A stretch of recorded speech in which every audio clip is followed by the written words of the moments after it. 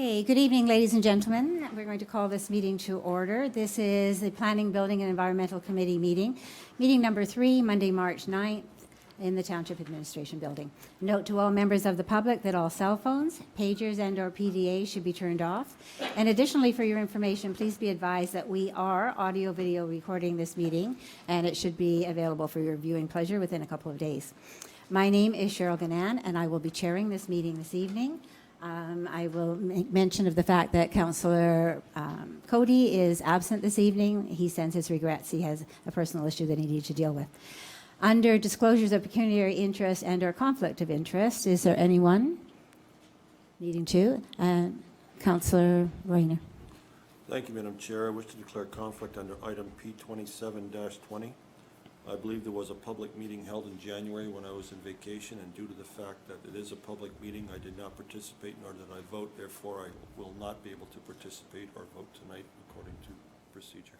Thank you, Councillor Rayner. Under our procedural bylaw, that is the truth. I also must declare a conflict, mine for a different reason. The same report, item P-27-20. And my reason, of course, is that many of you will realize that I have a spouse who has a business association with the owner, and I'm bracket owners of adjacent properties. And so I also am not able to take part in that this evening. So there are no public meetings this evening, and I'm going to move on then to number 4, which is a change in order of items on the agenda. Councillor. Thank you, Madam Chair. I'd like to move item 9.9 ahead of staff reports if we can. So just before we... before we get into staff reports? If we do that right after communications, that would be great. Okay, and that's satisfactory to other members of the committee? Okay, so seeing that, then we will move item 9.9 in ahead of staff reports. Do you want it to be a motion? Okay, well, we can do that. All right, so we need somebody to second that because our clerk feels it should be a motion. Mayor Bylsma, please. All those in favor? Okay, and that's carried then. Thank you. So we will put item 9.9 in just before staff reports. Okay, so we have appointments this evening, 2. The first one under 5.1 is item P22-20, Mr. Tim O'Brien from the IBI Group, in regards to the Wellandport Streetscape Master Plan update. And I think Mr. O'Brien is ready with the PowerPoint. Good.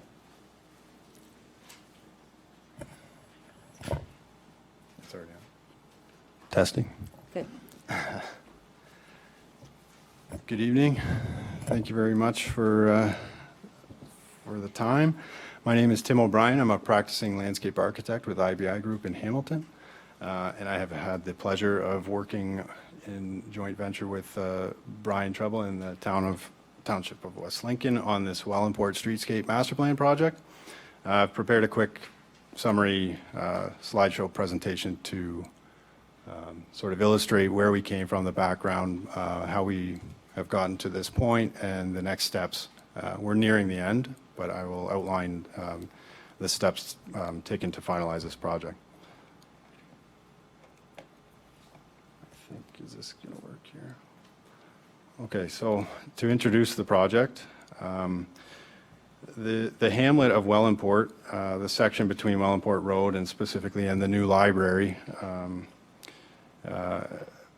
is seen to have fallen, the infrastructure and the streetscape in particular, fallen into somewhat of disrepair, and the township was looking to source a consultant to perform a streetscape master plan with the initiative of revitalizing the area, particularly the streetscape,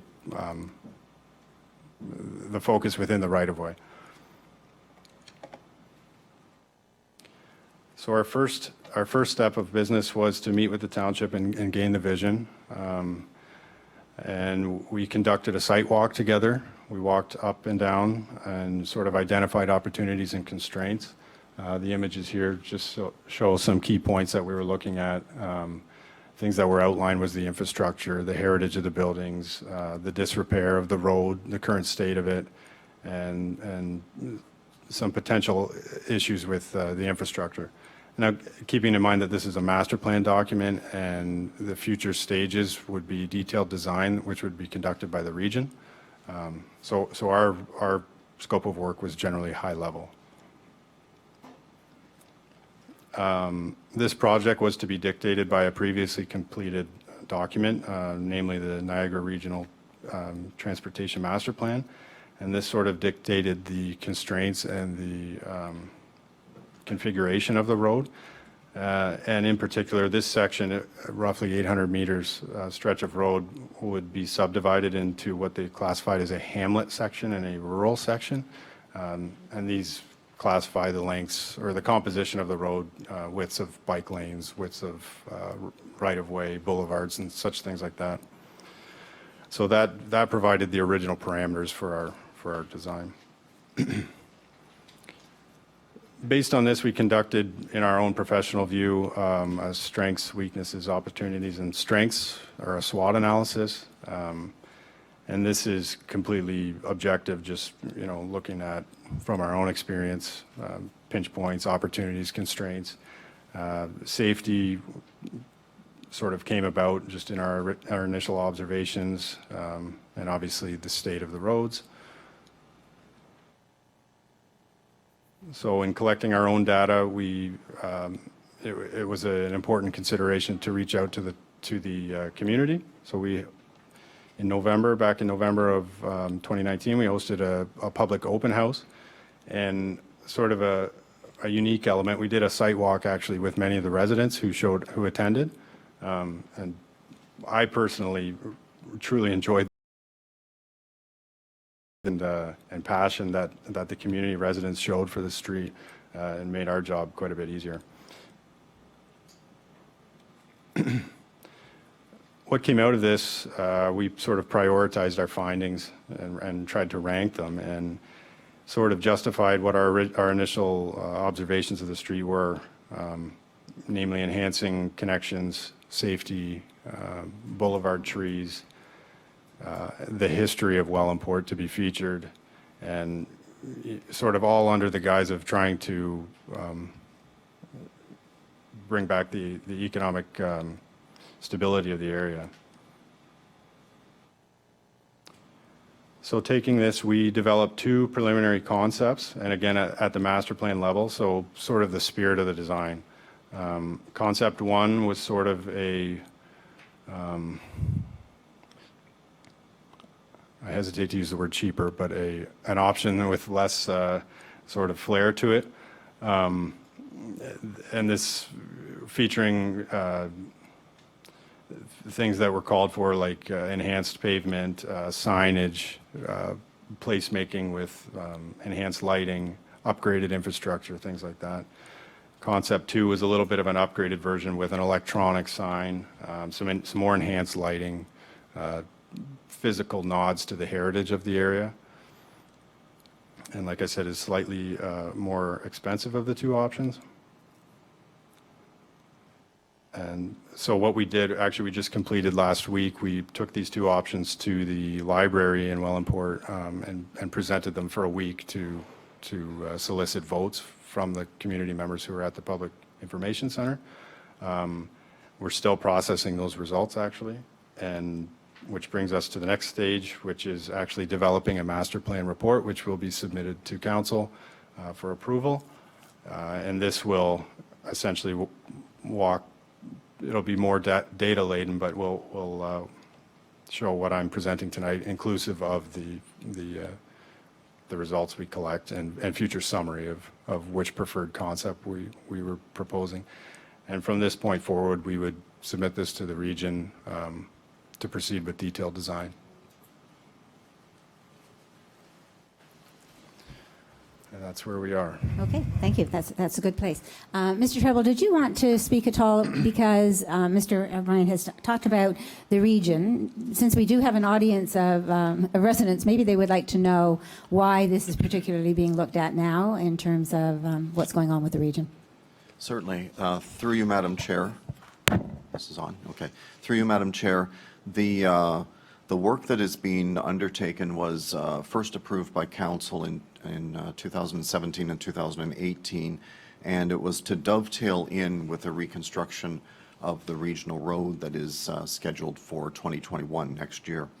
So the work that we are doing, as Tim has identified, we've been working as part of a working group with regional staff, and they are fully anticipating this high-level master plan will be fed in.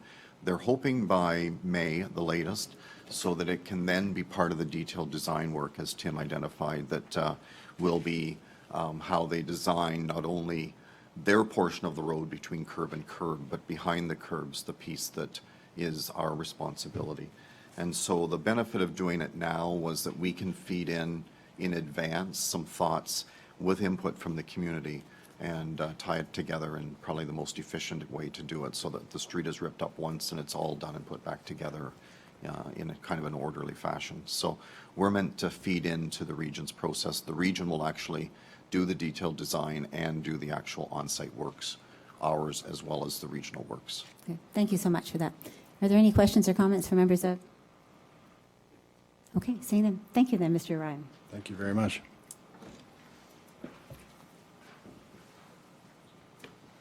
So our second appointment this evening, I think, Mr.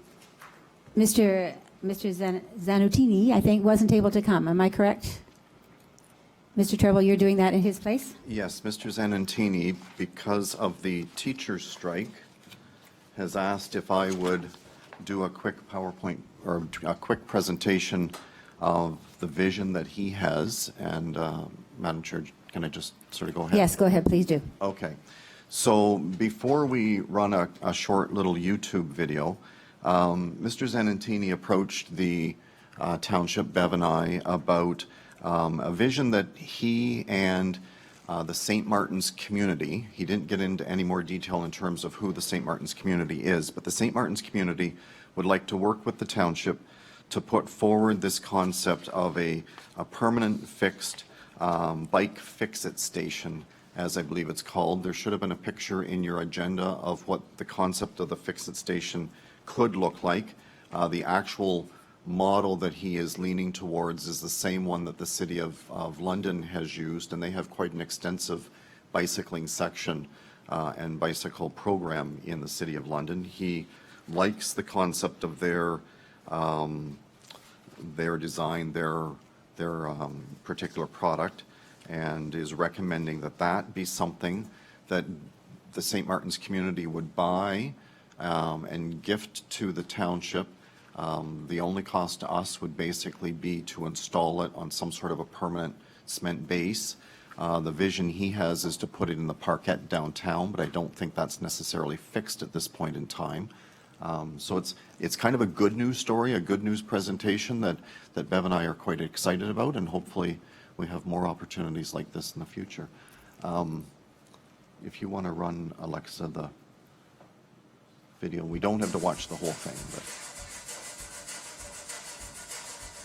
Hey everyone, Andy here from Bike Fix Station, and today I'd like to introduce you to our line of public use bike pumps.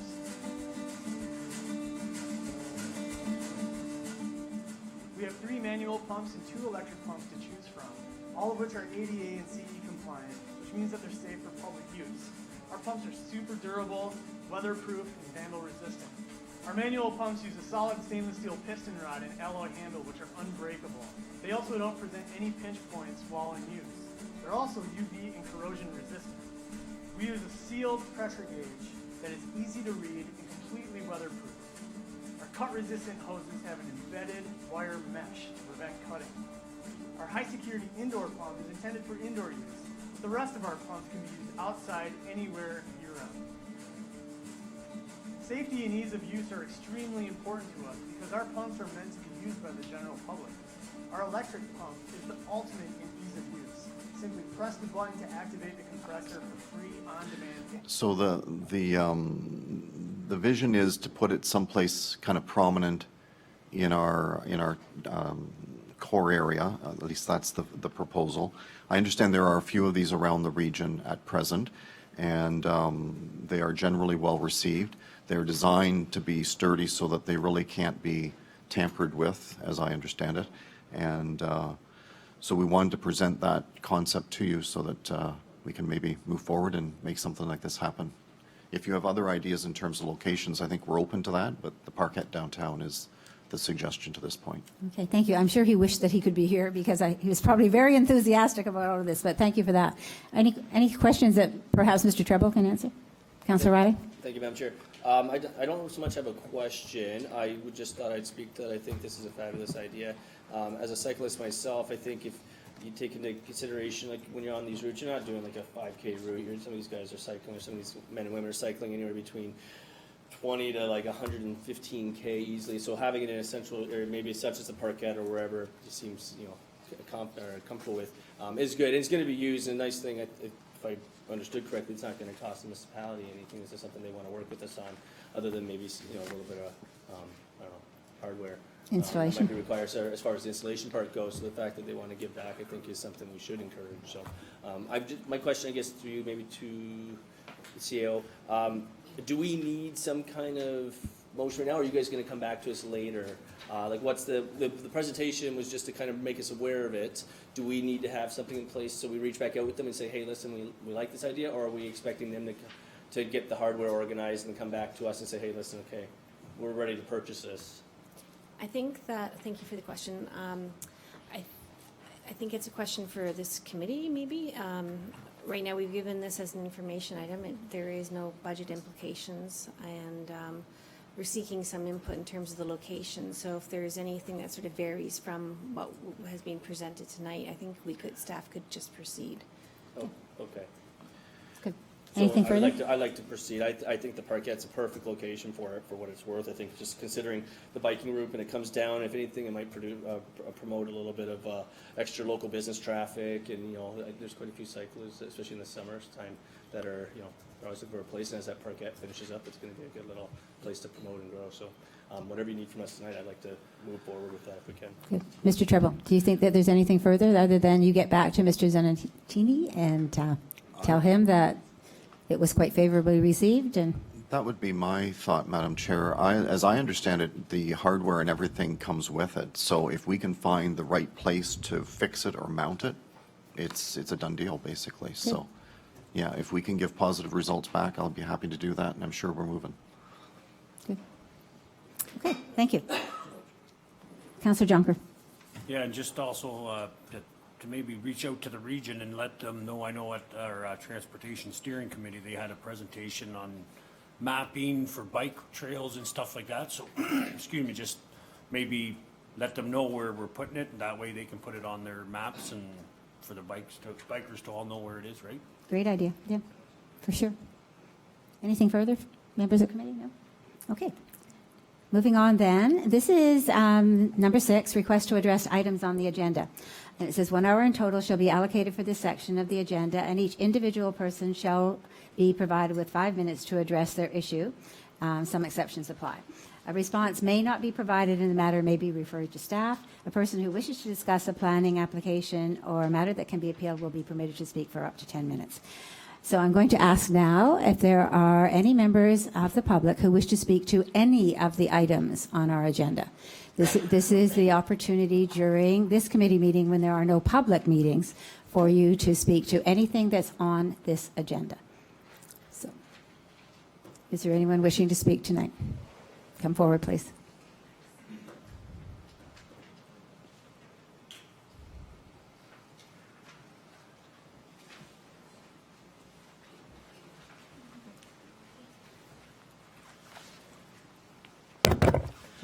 You're on. You can move it down a little bit if you think that it's not in the right position, but That's it's good. perfect. Thank you. I would just like to address the council in the matter of You the have to high. first speak. Tell us who you are again. We know who you are, but you still have to do that for the record, please, Gary.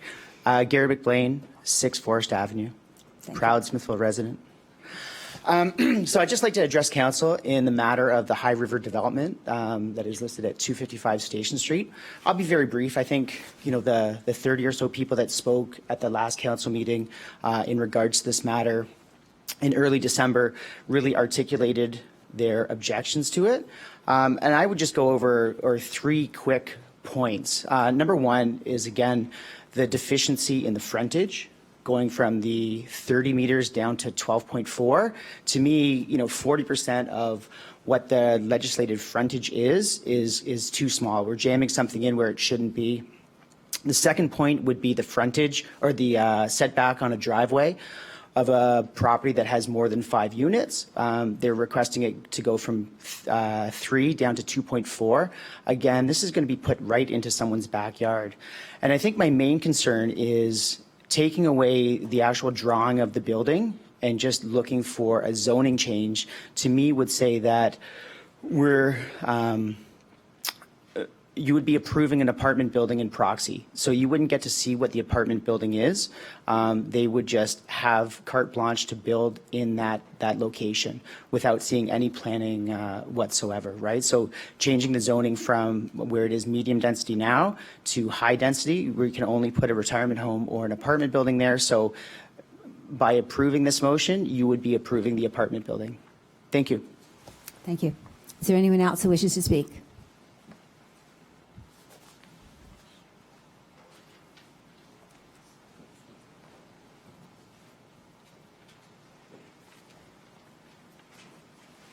My name is Krista McBlain, and I'm also at 6 Forest Avenue, directly across from this development. The only thing that I want to point out before you vote this evening is inside I was just looking through, and 3 words that really stood out for me are strategic, responsible growth. So just keep in mind tonight when you are voting, I think we are all aware that Smithville is a growing location.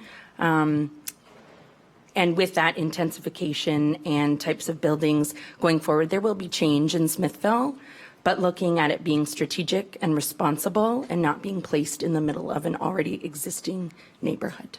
Thank you. Thank you. Is there anyone else who wishes to speak?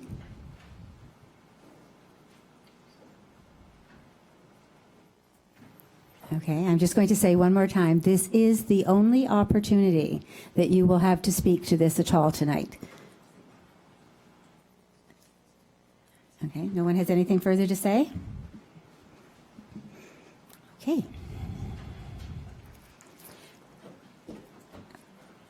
Moving on then to consent agenda items. The recommendation is that the Planning, Building, Environmental Committee hereby approves the following consent agenda items.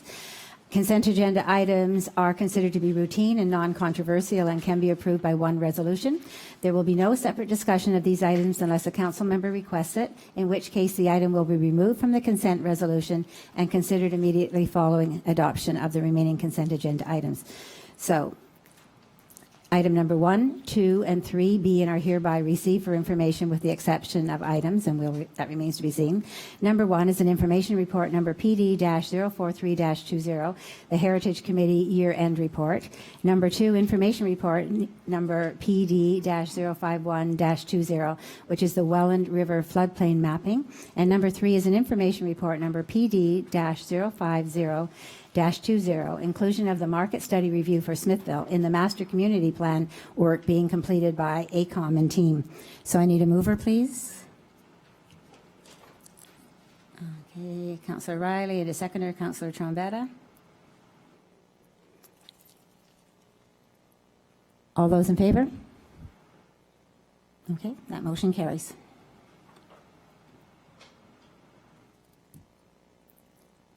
Okay, under communications, we have 2 items of communication. The first is item P25-20, Mr. Craig Mustard, Niagara Region, redeclare property surplus at 919 Smithville Road, Regional Road 14. And Mr. Treble, did you want to speak to that? Through you, Madam Chair, I can advise that I have been in discussions with Mr. Mustard, and my understanding is that before a regional property is put surplus to the public, they give an opportunity to the local municipality if there might be an interest. Which is in what this we property. wondered about when we saw it Yes. come forward. Okay. So my understanding is this is simply the start of their process to get rid of a property that was purchased as a result of the realignment, if you want to call it that, of Smithville Road. Was that Mill Creek? I'm not sure what creek that is, but just near Warner. And they bought the house not sure if they were going to need to demolish it to get the right grade of slope after the relocation of the road. Right. In the end, they were able to save the house, and so it's back on the market. Good. Okay, thank you. So you've all seen the report. Mayor Bilsma? I noticed, through you, Madam Chair, to the director. I noticed a thin red sliver. Is that of any significance? Is that part that's going to be retained from the original property, or is that Did they take any? Do you remember if they took any? maybe There was a widening.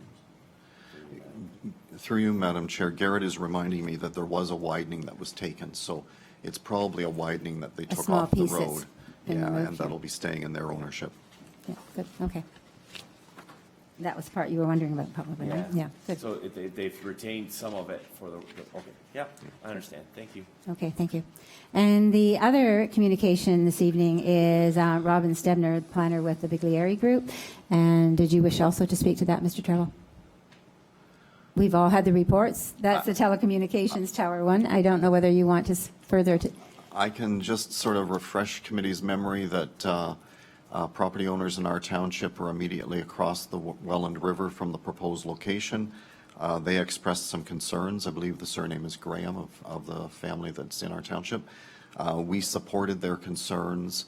The response that's come back is effectively to say, we see your concerns, but we've dealt with them all and we're fully compliant, which probably means that they will get an Industry Canada approval soon and be building, I would expect. Okay, so just for information, thank you. Okay, so it is at this point that we want to move item 9.9 on our agenda, which is item P35-20. So we're going to move that forward before we start staff reports. So the description is Director of Planning and Building Brian Treble, report number PD-021-20. It's an information report, an update relating to the residential lot inventory for the Smithville settlement area and compliance analysis with the A Place to Grow plan, which is the Ontario government plan. So the recommendation is that report number PD-021-20 dated March 9th, 2020, relating to the update of the residential lot inventory for the Smithville settlement area and compliance analysis with A Place to Grow plan be received for information. But I need someone to move that, please. Councillor Riley and seconder. Councillor Jonker. Okay, so this one is for you, Mr. Treble. Okay, Madam Chair, thank you. This report on its own seems very tame because it's just an information report, but I wanted to sort of make a point of letting everyone know the importance of a report like this one to the growth and future planning of the township. Your staff are doing more than just responding to development applications. We're working with a consulting team on a fulsome review of what the Smithville area should look like going forward, and so we're doing these visioning exercises and work programs to the year 2021.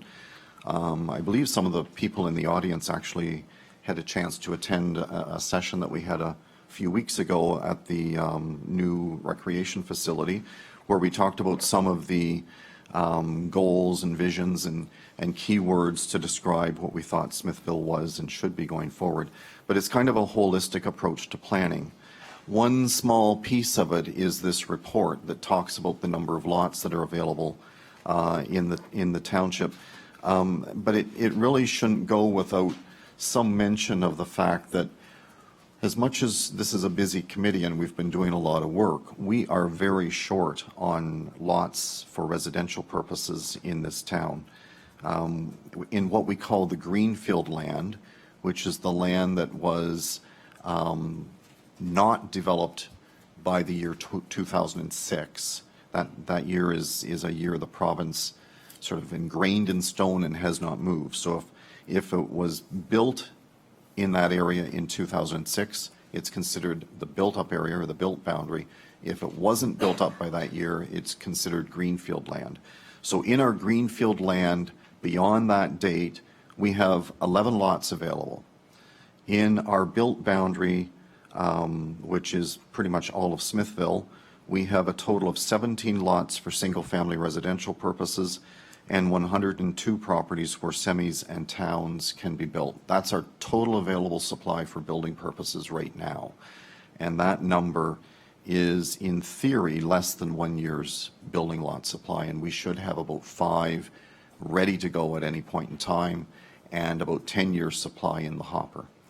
We do have a potential of 917 lots out there based on sort of the math that we have done at this point.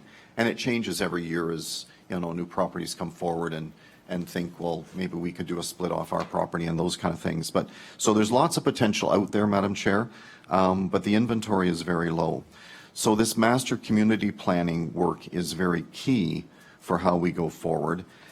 And we'll get into this probably a little bit later as well, but not only do we look at land supplies for 5 and 10 years, but we look out to the 25-year horizon, which is why 2041 keeps getting mentioned. And the work that we're doing now with our consulting teams is to try and figure out what number of lots we need to the year 2041. I know there was a write-up that somebody put on Smithville Rant and Rave, I think it was, a few weeks ago, indicating that there were 7,000 new housing starts coming to Smithville. I'm not sure where that number came from. It's always good for the director to be informed, and that number is not one that I'm aware of. However, that said, there is growth coming this way, and the way we have to plan for that growth is key, and it is to take the potential lots inside of Smithville, so this 915 number, which is broken up into various sites around town, and I'm sure council can think of some of the sites that are sitting vacant. We have 2 abandoned school sites that are in that inventory. We own a property that's in that inventory. The land behind the Starlight Restaurant up through to Forest is part of that inventory.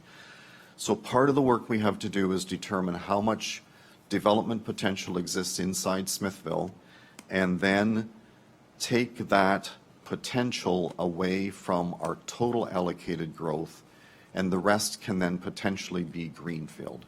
And so when you get to greenfield development, you're looking also at a density of roughly 50 people and jobs to the hectare. In the downtown core area of Smithville, we're talking 40 units to the acre. Now that's different terms. 40 units is probably more like 120-ish people as opposed to 50 people in the greenfield area. But that's the way this calculation gets done. So our current inventory is key. One of the reports I'll be bringing forward to council in the not too distant future is actually our consultants' work in terms of how they have estimated the potential inventory inside Smithville. And then we need to sort of vet it, if I can use that word, to make sure it seems like it's reasonably accurate so that we can fine-tune exactly what the growth numbers are going forward. So all of this kind of big level planning is happening. Yes, it's just an information report, but it all feeds a lot of the other applications and the other staff reviews that are happening as we move along. So the application that's also before you tonight relating to High River, that's an infill application. That area between or behind what used to be Starlight through to Forest, according to our consultant's analysis, is supposed to have 60 residential units in it by the time it is built out, based on the inventory that we will be looking at in a couple of weeks' time. So that is partly work that's done to help us, or to help inform us as we make decisions and recommendations to committee on a number of the different applications that come forward. One of the infill applications is tonight, and I can tell you that there are more coming. We have inquiries with at least 3 other properties right now inside the downtown core. Okay, thank you. Are there any questions or comments? Mayor Bilsma. Thank you, Madam Chair, through to the director. So I'm trying to understand, wrap my head around some of the targets and the data that was existing in there. Something that caught my eye was actually the page 4 of that report, but it's 255 of the agenda. Paragraph starts on, based on the building permit stats for 2019, we achieved 75% growth within the built boundary area in 2019, well above our 15% target. And then it goes on to say that this is off balance because greenfield lands are not the final approval stages of development approval. Can you explain that particular paragraph? I want to know, is there a jeopardy because things are off balance, or is there an explanation, or are we Are we going to be challenged, or are we going to be penalizing ourselves? So just, if you could just kind of provide clarity on that particular paragraph, please. Through you, Madam Chair, it's a tough question to answer, but it is something that I wanted to point out, so thank you, Mr. Mayor. The goal is to achieve 15% intensification each year. So, of course, the more of that supply that we're using up now, down the road, it's going to become very hard to meet those targets. So the one thing I am doing is trying to work with the developers that own land in our northwest quadrant, for example, to encourage them to get their applications on stream sooner and get more supply into the mix. As committee will recall, we've approved one application out there, or given draft approval with conditions to one application. Staff do have another application that's being circulated to agencies right now, and will likely be coming for a public meeting in the next couple of months, or at least that's the hope. But the more inventory we can get online in the sort of the greenfield area will help that balance get back in check, or else we're using up our infill intensification supply, and down the road is going to be very hard to meet the 15%, I'm sure. So then a follow-up question, is there some wisdom in slowing down the intensification process, like retarding it in such a way that we meet what the province is asking of us, and quote unquote leave some eggs in the basket for a future, or is there an advantage? Like, obviously there's a some advantages. We have that assessment growth sooner rather than later, and so maybe speak to in terms of a strategy, because we always we want to play. The province has put together a package of in terms of provincial policy sets and such, in order that we grow as a balanced community. So those are concerns of mine, and if I see something off balance, is that just an anomaly because we're a small town and one development can really throw us out of whack, or is there some wisdom to slowing the process down a little bit?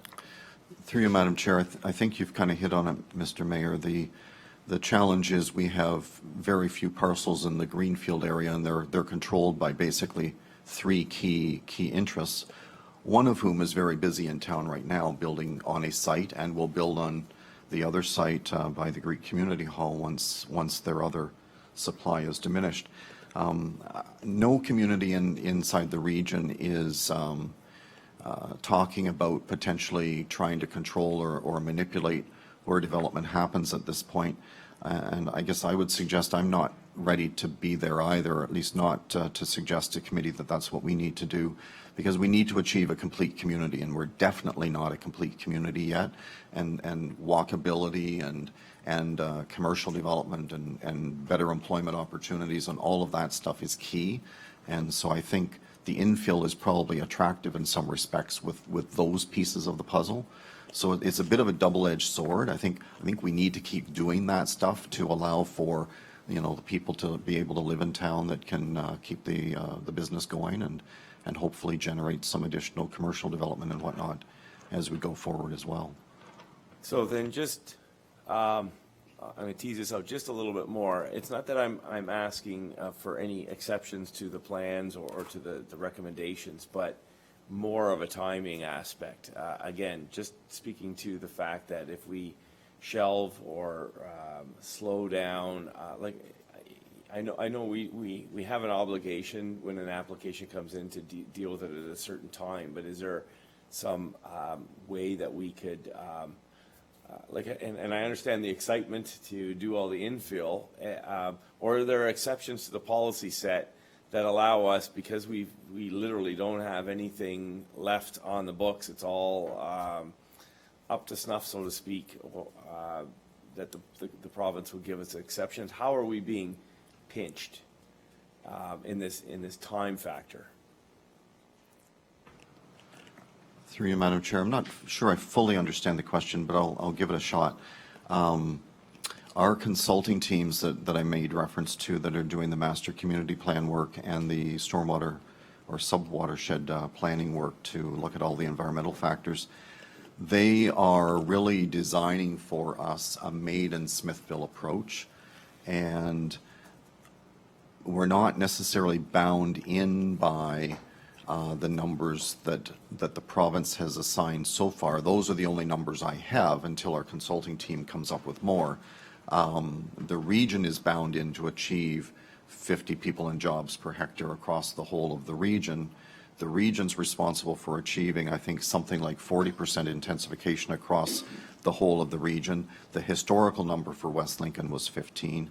We'll have a better understanding by the end of 2021 in terms of what the right way to grow Smithville is. And I don't think for one moment that we should pause or put a pause on development or growth to wait for that report to be done, because the province is expecting us to keep the properties affordable and the growth affordable, and it's hard to do that if we're going to sterilize or keep the number of lots available on the high or on the low side. That's just going to increase and artificially increase the value of land. Councillor Riley? No, you I were- think I've got, Yeah, yeah. I'm starting to get a picture. Thank you. Okay. Councillor Riley? Thank you, Madam Chair. Through you back to the director. Trying to slow that intensification down in any capacity, what impact would that have on our urban boundary expansion that's in the works? Through you, Madam Chair, I think the only part of that I can probably answer right now is to say that as I sort of showed you the calculation with respect to how to calculate the need, if the capacity is gone for infill intensification, clearly the priority then becomes greenfield growth in order to achieve the total allocation that we're given. And that greenfield growth will be beyond the boundaries of Smithville. It'll be additional land. And so, you know, I think there's at least one councillor around the table that'll be, I think, keen to ensure that we're doing our best to protect that agricultural supply and properly using up the lands available inside the boundary first. I don't know if that completely answers your question through you, Councillor Riley, but I think our consultant team is putting together a made in Smithville approach, and it will be beneficial for us. Not necessarily a one-size-fits-all approach like historically the province wanted. Thank you. Okay, thank you. Councillor Rayner? Thank you, Madam Chair. I think our director has spoken quite eloquently with regards to the direction, and I'm pleased that he's doing everything he possibly can to utilize the spaces that are available before we have to expand beyond and take agricultural land out of production. Thank you. Thank you. Any further comments or questions? Okay, well, I will just remind you that we have a resolution on the floor, moved and seconded, and it really is just to accept this report. So all those in favor? No one opposed? Okay, that carries. Thank you. So we're moving then to staff reports and item 9.1 on our agenda, which is item P27-20, is the item that I have a conflict for, and so I am going to move out of the chair. Councillor Riley is vice chair of planning, and he's going to move into the chair and chair for this item.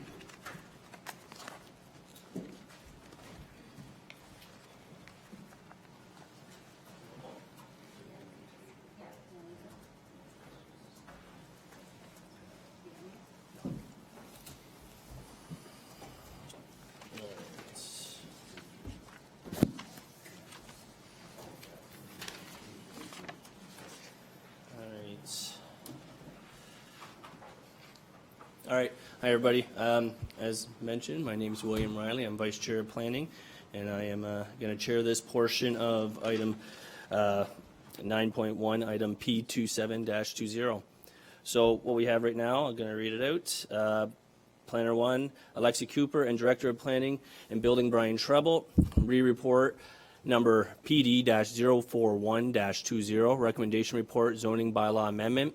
Darren Krogan, High River Development, Inc. Recommendation is that a report PD-041-20 regarding zoning bylaw amendment, Darren Krogan, High River Developments, dated March 9th, 2019, be received, and that Section 3417 of the Planning Act apply, and that no further public meeting is required, and that an application for zoning bylaw amendment 1601-020-19 submitted by Darren Krogan, High River Developments, Inc., and corresponding bylaw be approved and passed, and that staff be authorized to circulate the notice of decision for the zoning bylaw amendment with the corresponding 20-day appeal period. So do I have a mover?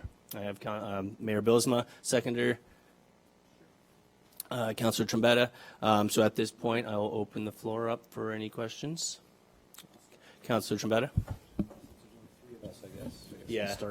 I'll start Just as a first. reminder, Councillor Rayner will not be participating as well since of his And disclosure. Councillor Gann as well. And Councillor Gannan will not be participating as well because of her conflict. I obviously, I was there at the public meeting. I attended. I made my comments known at the public meeting, how I kind of felt. From a guy growing up in Smithville, I understand we need change, and I understand that's coming. But I've always had a vision of keeping things consistent across, and keeping within, what the look of Smithville is. And I understand, with new governance and all that kind of stuff, that we have to grow. I guess it's up in small areas. I don't want to see this go to I like it as medium density, not high density. I got a question through you, Mr. Chair, to Mr. Director of Planning, Mr. Treble. If it gets approved tonight as high density, and I've seen it, and the only reason why I'm asking this question is because I've seen it happen in Grimsby. There's condominiums that got approved that were built, and then they've been approved for, let's say, 9 stories. And they fought that at LPAT, and they've added on another 5 stories, and it's passed. Could that possibly transpire? I'm in 3 years, I might not be in council here. A new council will come in, and if an application is brought forward, that can necessarily be passed in the future, right? By the time this gets up and running. So my question to you, Mr. Director, is it's happening in Grimsby. Could that could be 10 years down the road before this gets developed? Doesn't mean it's going to start next year. Oh, sorry. Yes, Councillor or Director of Public Works. Planning. I was reading my notes. It's okay. Here, so you caught me off guard. No problem. We'll try this again. I started. You can blame me. Director Treble, please. Through you, Mr. Chair, I answered almost anything. Perfect. Alexa Cooper will assist where I missed some points, but I think a couple of things come immediately to mind. First, we have wording in our official plan that talks about a maximum height of 5 stories. Previous council had discussions, I think it was towards the end of the last term, as I recall, September of 2018, I think was the month, when a staff report was discussed around looking at changing the height limitation in Smithville. And I forget exactly the number that we had put on the table at that point, but council chose not to proceed with that discussion at that time. So the fact that there is in the official plan a policy limitation that says 5 makes it more complicated for the board to have to go to a higher number than 5 would be an amendment to the official plan as well as just a zoning or a site plan. I'm not fully familiar with what the process was in Grimsby, but I would anticipate an official plan wasn't part of the mix. The other piece, though, even if it was, the current provincial policy direction that we've been given talks very clearly about intensification and talks very clearly about the importance of utilizing lands wisely and, as I think Mrs. McBlain said, strategically, responsibly, those kind of words, but not to the same extent, I'll say, as under previous provincial governments, where, and forgive me for a second, but previous governments were of the opinion that everyone wanted to live in downtown Toronto. We can do things and design things under current policy that is in keeping with the character of Smithville. So this council, I think, I think has been pretty cautious up till now to not allow for an unreasonable discussion around growth, or height, I should say. And, you know, I'm not certain, based on current policy, that we need to get to those kind of discussions. Hopefully, it can be lower but dense development that provides different type of accommodation to Smithville than what we have now. And I think that's key. One of the other reports on the agenda tonight does talk about trying to get a sense of what affordable means in Smithville. There's a report, actually, I think it just went through in consent, that talked about looking at a market study. And that will help us understand a bit more about what the word affordable means for Smithville, what it means for the type of housing style, the type of cost, price point, and the tenure, the ownership type. So that'll be very helpful going forward as well. But for now, I don't see the need to change the official plan dramatically beyond the 5 stories that we have in place right now. So, sorry, through you, Mr. Chair, to Mr. Trouble. So, the medium density would maximum height would be 3 stories, is that correct? Through you, Madam Chair, Mr. I Chair. lost my eyes. I know. We're all doing it I started tonight. the Apparently. Oh, dear. Through you, Mr. Chair, that's correct. 3 stories in the medium density. 3 stories, okay. And our official plan is 5 stories. Again, I'm just a little leery on when we change it to high density and what it could change to. I don't know what transpired in Grimsby. I know that there was a 9-story development and it's off the highway, and it went to LPAT and it did it did win at LPAT, and it did add another 5 stories onto the existing building. And for reasons like that, I'm a little leery of switching from, you know, obviously medium density to high density. It's not because even if it fails today, it's still probably going to go to LPAT, and it's still going to get approved by LPAT. And that's one thing I've always complained about, being as a councillor, we can say no, and then, you know, and be unanimous, and then, you know, higher levels turn us down. And that's one thing that has always bugged me about being a councillor, because, you know, you try to speak for your constituents, and it just doesn't work out that way. But again, I usually stick to what I said last meeting, that I don't like the high density, and it's not because I don't think that the government's right. I just don't think it's the proper fitting for Smithville for me. I don't, and I'm kind of leery of what's going to happen with the next councils in the future, and how this property could change, because I've seen properties in Smithville that haven't been developed for, I don't know, that had applications, and they've been ongoing and getting renewed for possibly 10 years, until we finally came into, as a new council, my first year coming in, and we said, hey, listen, develop or your application's finished. So again, those are just my comments. I'll make my vote when the time comes, and I just wanted those comments for the record. Thank you, Mr. Chair. All right. Anybody else? Mayor Bilsma? So, very difficult decision, because it does, in that sense, shape the, you know, how we come into Smithville into the next 10 years. There's, you know, from one perspective, it's always, it's exciting, I guess, you know, to see a town come of age. And this is all part of that, that growth progress. At the same time, you know, there's always the challenges of, you know, when you come to the town, you want to assume that it's never going to change, and so there's a constant struggle in life. And Councillor Trombetta, you know, did identify, you know, my concerns too, that if we make the change, do we lose another level of control? So the proposal, I think I think that the waters were muddied a little bit in the fact that there was a picture of and a description of a building already on the site, and now we're taking a step back, we're removing that, and we're dealing with just kind of the zoning.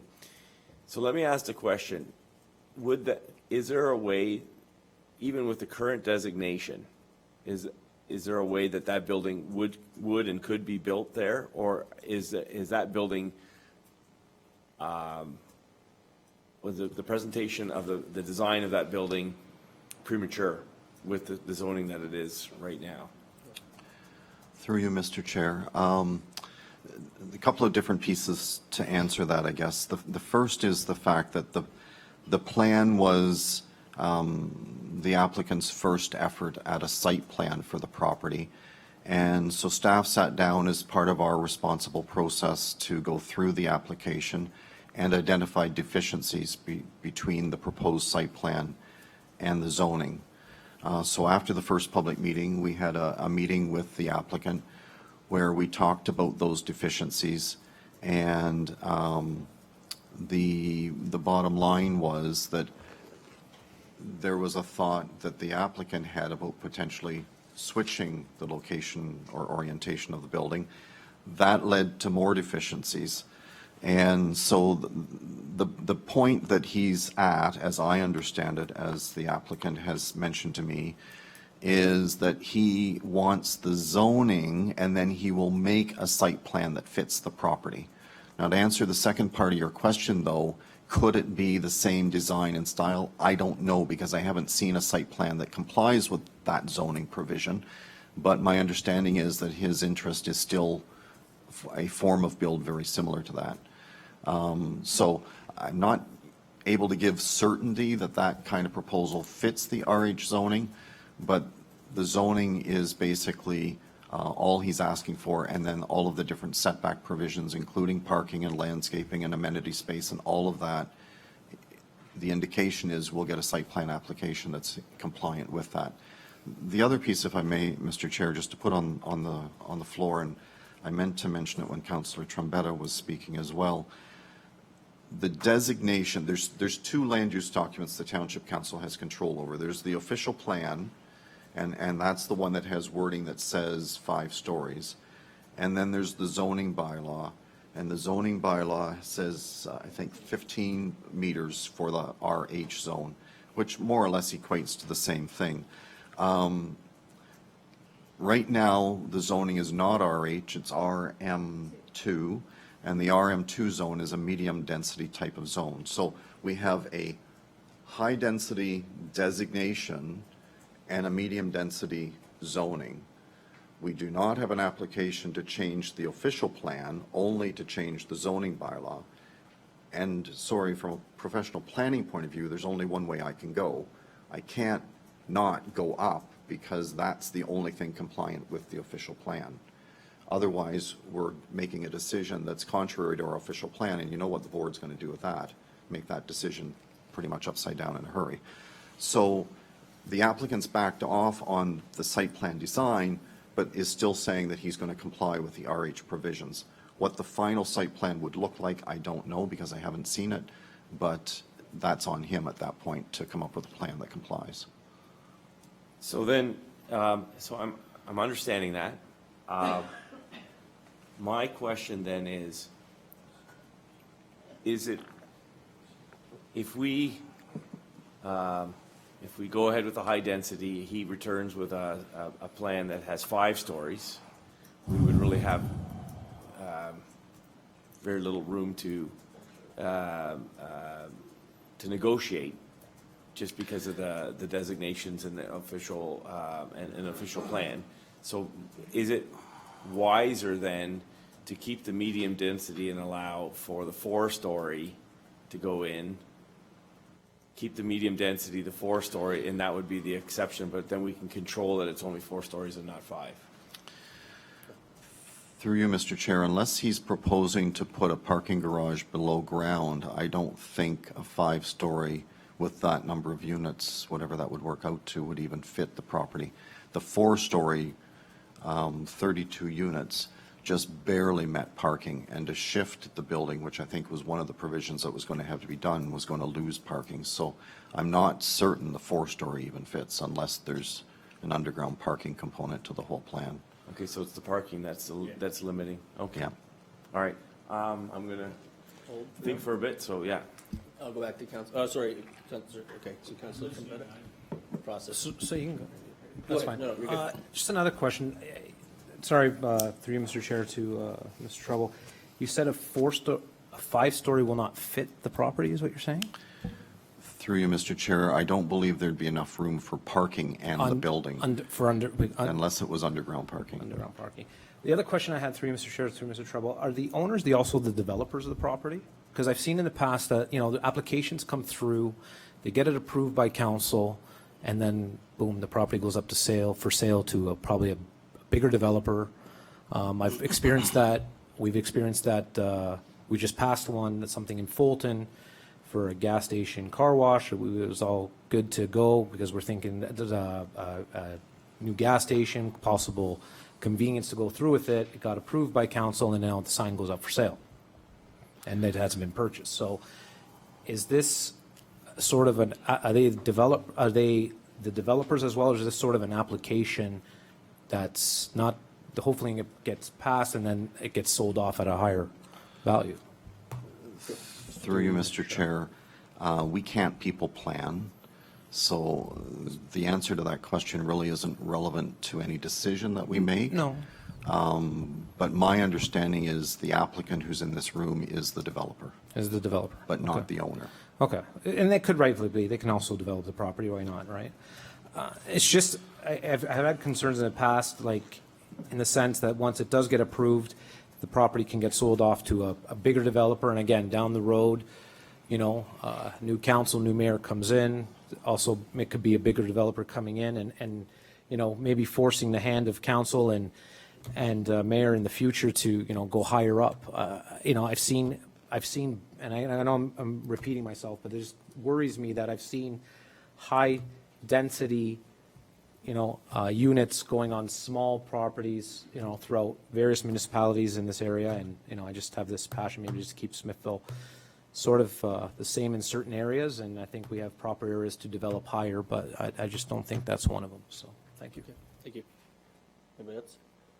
I'll ask. So I guess I got a couple questions. I guess the first question I have to you, Director, is trying to get an understanding. So the retraction of the site-specific sketch, the removal of that, does that in any capacity change the process? And the reason I ask this is because I think as we all strive to kind of provide that transparency, everything we've been working for is to have as much transparency possible. Having this removed, whether it was advised from whoever, just because it wasn't ready, or as everybody else has said, it's been premature. It makes it messy. And so one of the things I had in particular I was curious about is how does this not reset things? Because what was originally presented to us included that. When we were there that night, we were asking questions and he was responding. And I know I left feeling like, okay, valued what we had to say. He was going to come back to us. We're going to get something. We knew there was going to be compromise of some capacity, but I was hoping to see that in this report, or at least some indicators, and to have it removed just kind of leaves me with that, like, unsettling feeling. So I was just curious why that was. How's that not impact that application in capacity? Why is this not sent back to another public meeting? Through you, Mr. Chair, the staff review, as I mentioned earlier, included discussions with the developer about the site plans and the fact that those site plans that we had seen, or the site plan that we had seen, and then staff saw a second one, neither one of them complied with the RH zoning. So the question was whether we were going back to a second public meeting to talk about specific exceptions, especially if it was a different plan or a new plan. And the message that we received was that he did not want exceptions. He would make a development fit the zoning. We've had many developers come forward in the past where they basically sit here and ask for exception after exception. This individual is indicating that he's not asking for exceptions except for the deficiency in frontage, which is really not of his making, and that he will comply with the RH zone if that's what we give him. The other piece of the puzzle, just to mention and remind committee, is we have never had a site plan application on the table. So I think part of what had happened was that he gave us the plan as a bit of a vision, but we never had an application. So there was really no formal request to approve that plan. The request all along had only been to approve the zoning. So we really haven't veered or anything. Okay. It's just he's kind of split, saying, okay, well, I'll hold back the plan until I know what the zoning is, and then you'll get the plan that fits the zoning. Okay.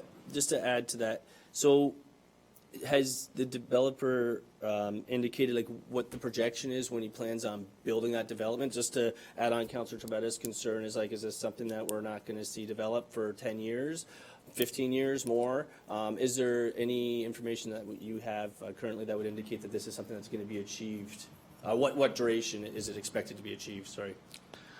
Through you, Mr. Chair, I wish I could answer that with any certainty. I know the developer is sitting right behind me, and what his nodding might indicate, I don't know. But bottom line is, it's up to the developer at that point. I think there's a deal that still has to be negotiated. To answer Mr. Trombetta's, or Councillor Trombetta's question, I don't believe he is the owner yet. But my understanding is he is doing a development of a very similar nature and scale in Thorold, and that the plan that we saw is very similar to what he wants to do. Councillor Jonker? Yeah, I guess, this one here is kind of tough for me too. I talked to some people out in our ward too, and they're like, yeah, I'm in favor of it. We want development in town. We don't want it in the country. And this is, we've been seeing reports and hearing from businesses that there's a demand for this. But I do have a lot of concerns too, that once we open this up, we're going to lose control. On the way into town here, I looked at the one apartment building. I think we only have one apartment building. I looked at it, and it's 2.5 stories, it looks like, basically behind old Tim A&W there, right? And so I guess what my question is to through you, Mr. Chair, to the planner, the Director of Planning, would we be able to have it where we say we will go high density but limit to 4 stories or 3 stories, or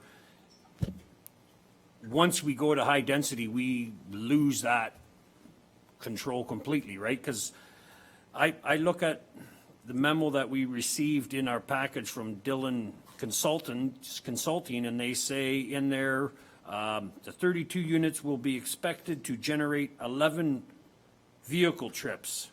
That's 3 inbound, 8 outbound in the weekend AM peak hour, and 15 coming back in on the PM peak hour. So just numbers like that, I have no idea how they figure that out, right? So we got 11 vehicles coming in, and then I guess, does that, when they do these studies, they say you got 11 going in at peak hours, but in the afternoon and the evening, you got 15 more coming in. So there's some numbers there that you kind of go, okay, we got 11 going out in the morning, and then 15 coming back in the evening, or is it just the way the numbers work for traffic? We know people start work at 6, 7, 8, or 9 or whatever, so there's going to be a bit of variance. Not everybody's going to be leaving at 6, but I guess everybody is done work at 5 or whatever, right? So there's some of that the traffic study is I can't question it, but you just kind of wonder. And then it also did say typical industrial practices indicate that when a new development is expected to generate at least 100 new vehicle trips in a peak hour, that's when you need to do an impact study. I have no idea. I guess we've got to go by what Dillon Consulting Limited says. So, but yeah, there's just, when I kind of first all read this, it's like, well, how is it going to affect traffic, right? So, I guess we can't get all the answers, but I guess the one thing I do want to know is, would we be able to say, okay, we'll go to high density, but it's going to be 4 stories? Can we do that? Through you, Mr. Chair, I'll maybe tackle the traffic one for just a little bit here. The professional report is done at a bit of a high level, but of course they have certain standards in their industry that they use to calculate those trips, and it's based on certain factors as to how they determine those trips. When we get to site plan stage, and site plan will be a required stage in the process, those studies will be refined at a much more detailed level then in order to ensure that they comply, and they'll also be reviewed by the region because of the proximity of Station Street as well. So at a high level, they're basically saying there don't appear to be any issues, and then they'll drill in at the site plan stage to ensure that that's in fact the case. With respect to the question around the number of floors, the zoning is written right now to say that the height is 15 meters. If council wants to choose a different number for meters and it's discussed tonight, I think that could be entertained by council. You would have the ability to put a number on, I would say lesser than 15. I wouldn't suggest you could go more than 15, but keep in mind the official plan says 5 stories is the max. So it doesn't say there's a minimum number necessarily, but you need to be in keeping with the high density provisions. Mayor Bilsma? Just a quick question. Is a story a defined term? Is it a unit of measurement? Is there an accepted? Through you, Mr. Chair, I know the rule of thumb is about 3 meters to a story. Sure. But I know that one too. yeah, I don't have my official plan here. There might be a definition in the official plan, but I don't have it here. The reason I raise it is because a cousin of mine just built a new house, and everything's like 12-foot ceilings, and so now a story's gotten a lot taller since the 8-foot ceilings that I grew up with, and so that's just a concern with respect to the question that you raised, that we could define it as 15 meters. That's a hard number. That's a defined number. There's no wiggle room in there. So that's only part of the problem. You said, I'm holding you to the fact that parking is the limiting factor.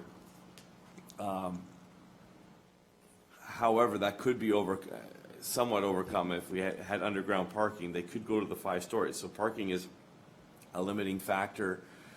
Let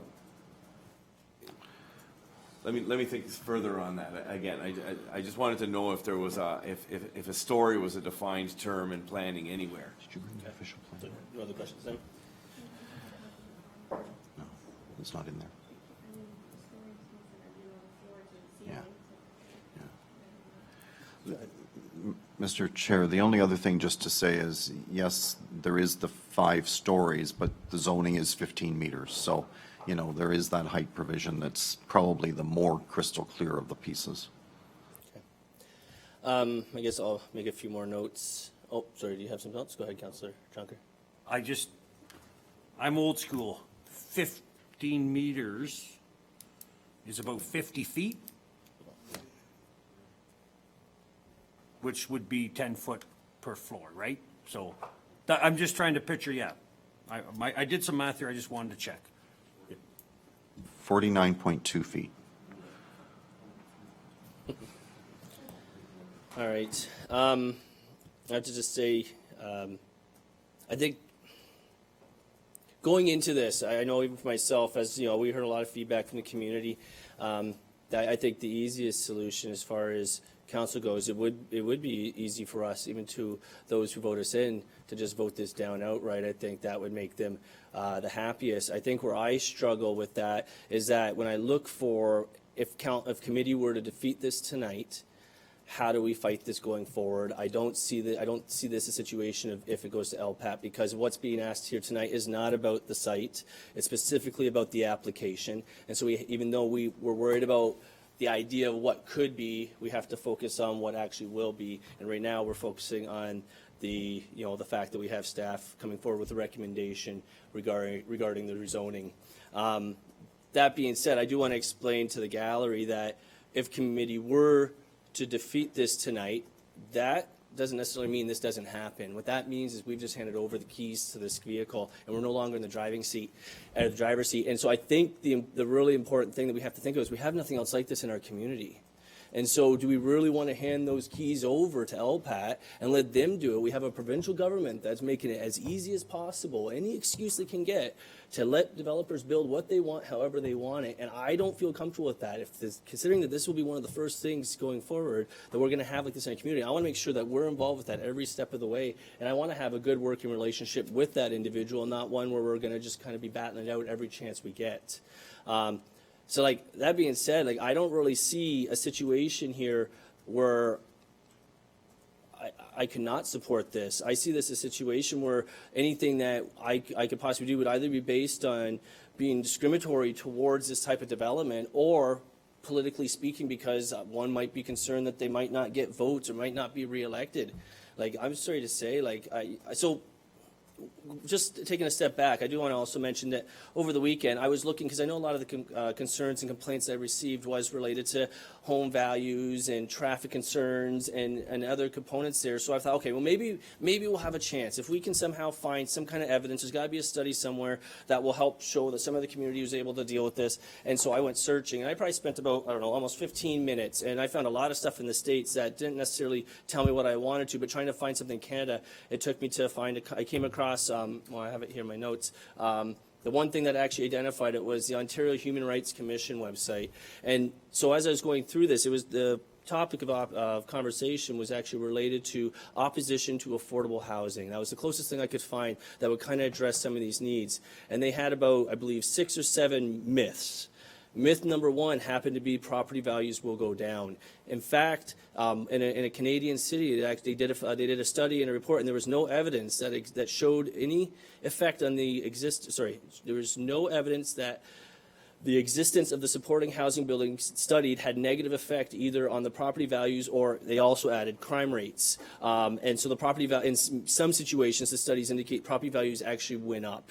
And I think I have an idea why that is. And I realize we're not quite as city as this particular document went, but this is me just kind of researching, like, what else could there be? There is concern to traffic, and like any new development, higher density infill must be met by the municipality's planning and engineering standards. I think the important part in that whole myth that they talk about, the reality aspect, is that there's less infrastructure actually needed for a building than there would be for a subdivision.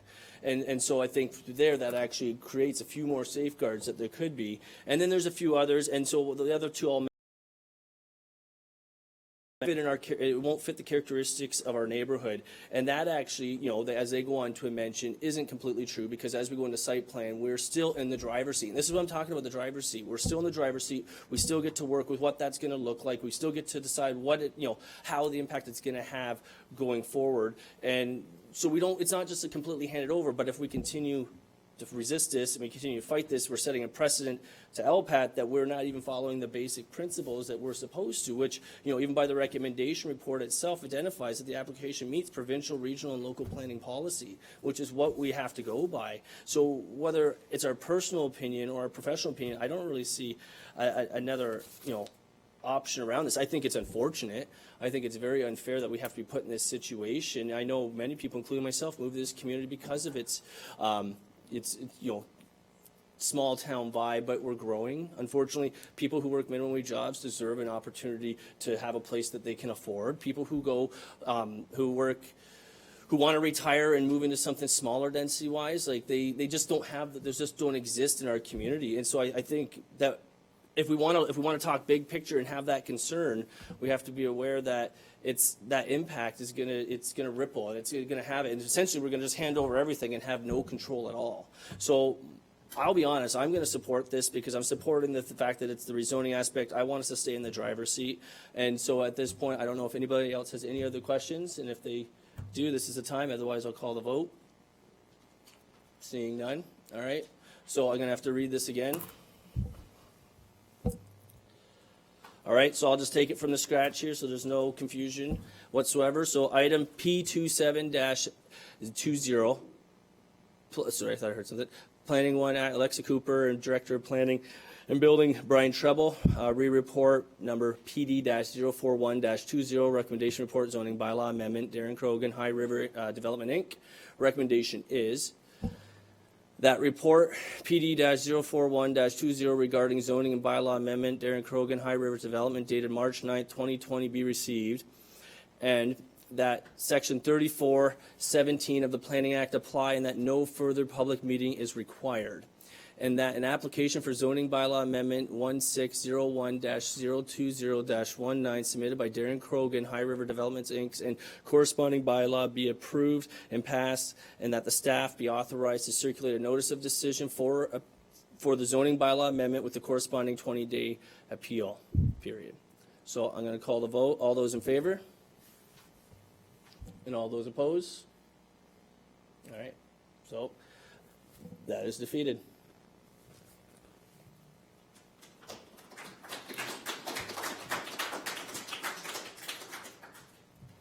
So at this point, I believe I'm going to hand this over, hand the chair back over to Councillor Canaan, and yeah, I'm just going to hope for the best for the future. Just hand it over the keys.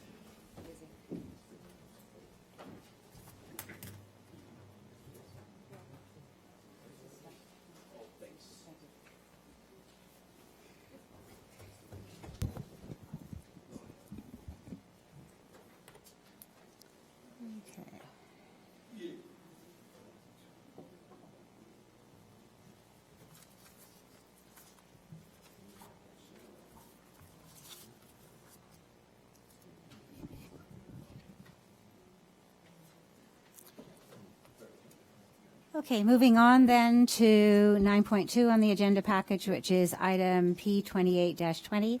Planner 2, Madison Etzel, and Director of Planning and Building, Brian Treble, report number PD-47-20, an information report about the Wellandport Streetscape Master Plan update. Oh, thank you. You took my stuff. Okay, and once again, the recommendation is that report PD-047-20 regarding information report Wellandport, Streetscape Master Plan update dated March 9th, 2020 be received for information purposes. I need somebody to move that, please. Mayor Billsma and a seconder. Councillor Riley. All those in favor? That carries. Item 9.3, which is on the agenda, item P29-20, Director of Planning and Building, Brian Treble, report number PD-042-20, a recommendation report, new site alteration permit number 001-2020, 8244 Silver Street, Velco Gavrick, file number 3000-008-19.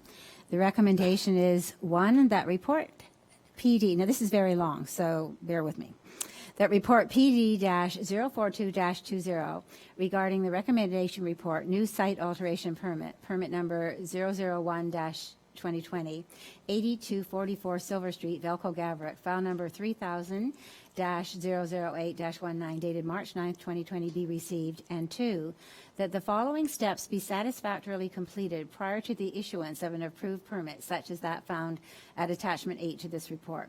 So there are many parts to this. A detailed soils plan be provided to identify the source and quality of the additional soil to be imported. B, 3, and numeral 3, soil tests be completed to the township's satisfaction on the existing soil as placed on the lands to test for quality and contaminants. C, that a drainage repair occurs such that flow is reestablished to address concerns of stopped water from the north. The flow from the ditch on the north side of Regional Road 20 outletting to the south on Gavrick's property must be reestablished. D, that both side swales on Gavrick lands be opened and maintained at all times to ensure proper flow of excess water. E, that a new agreement and a new $5,000 deposit be signed and submitted for the importation plan. And F, that proper siltation fencing be installed.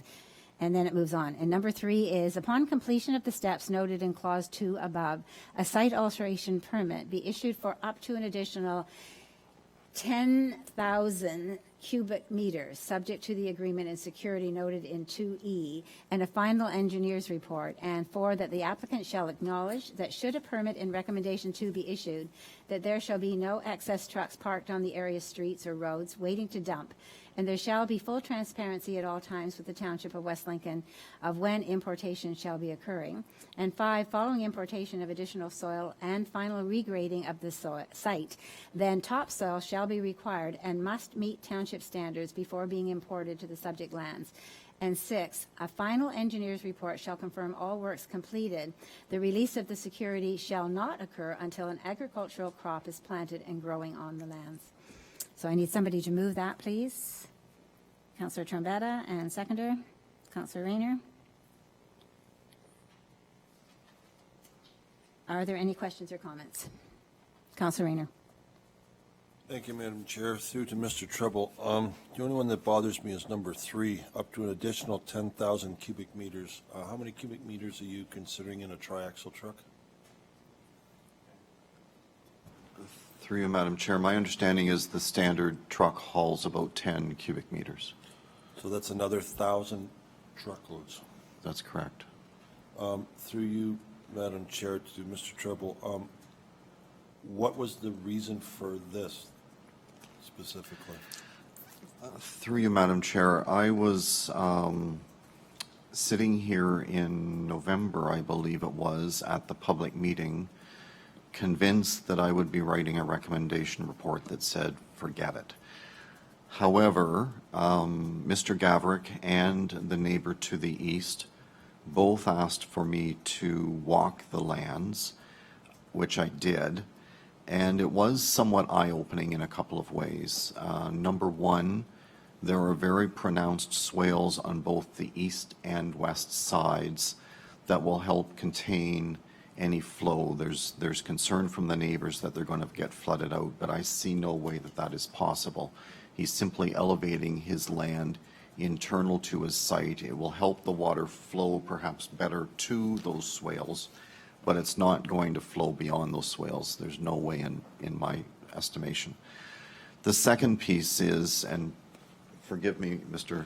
Gavrick, for a second, the property in its current state is a heck of a mess.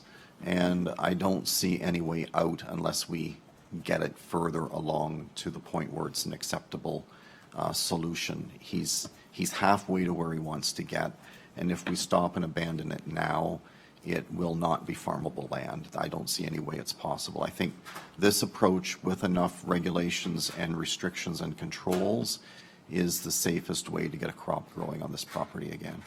We should never have said yes in the first place would be, I guess, where I would go back to, but we're beyond that. Okay, thank you. Thank you, that was good. Mayor Bealsma? So my question is, of the 10,000 extra meters, topsoil's inclusive of that, or it's on top of that? Through you, Madam Chair, topsoil is on top of that. It's unregulated. Topsoil's unregulated. If it's true topsoil. Okay. All right. Thank you. Okay. Councillor Jonker?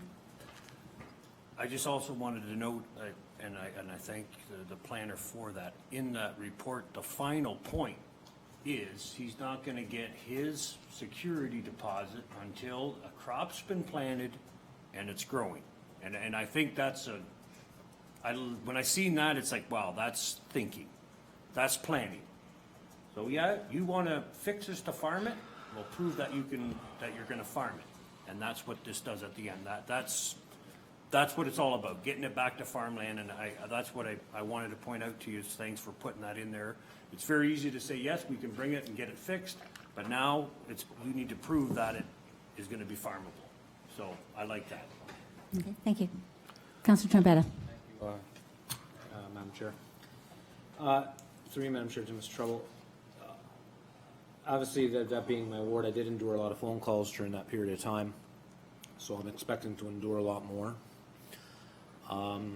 Do they have is notification going to be put out to the residents in the surrounding area, or is there going to be any notification to the residents that this is, like, what I'm trying to avoid, and maybe other members of council are going to try to avoid saying, you know,